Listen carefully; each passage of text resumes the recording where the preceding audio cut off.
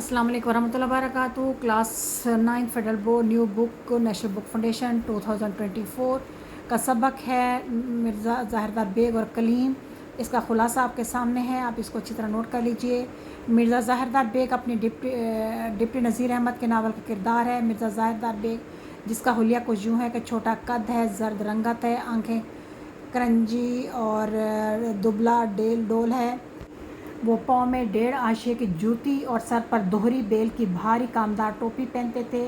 वो 2 अंगरखे घुटनों तक लटकता रेशमी अजार बंद पहनते और इसमें कुफल की कुंजियों का गुच्छा लटका होता था। मिर्ज़ा एक जमादार के घर में पिछवाड़े में मुकीम है, मगर शहर भर में ख़ुद को इसका मुँह बोला बेटा बताते हैं और ख़ुद को इसकी जायदाद का वारिस। एक बार जब मिर्ज़ा का दोस्त कलीम घर से नाराज़ होकर मिर्ज़ा के पास क़याम के लिए आया तो इस पर मिर्ज़ा की हकीकत खुली।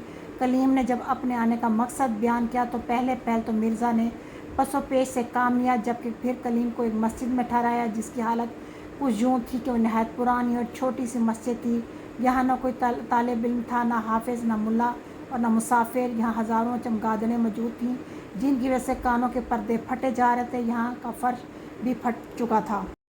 कलीम चूँकि घर से बिना कुछ खाए आया था, जब इसने मिर्ज़ा से खाने का मुतालबा किया तो मिर्ज़ा ने अव्वल तो इसे भूखा सोने का मशवरा दिया कि रात काफ़ी हो चुकी है, फिर इसके लिए जाकर भुने चने लेकर आया। मिर्ज़ा ने इन चनों की खूब तारीफ़ की और कहा इन चनों की अजब सूंधी खुशबू है, लोग मट्टी का इतर कशीद करते हैं, इस जानिब किसी का ध्यान क्यों ना गया।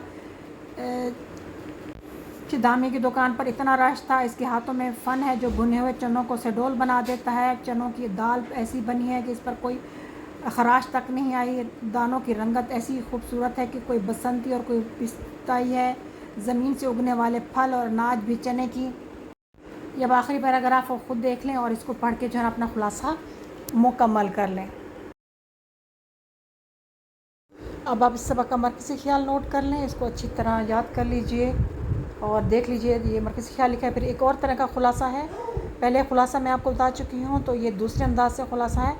चाहे तो आप पहले वाला ख़ुलासा लिखिए, ये ख़ुलासा लेके अब आप पर डिपेंड करता है, जो आपको अच्छा लगे वो ख़ुलासा आप लिख लीजिए।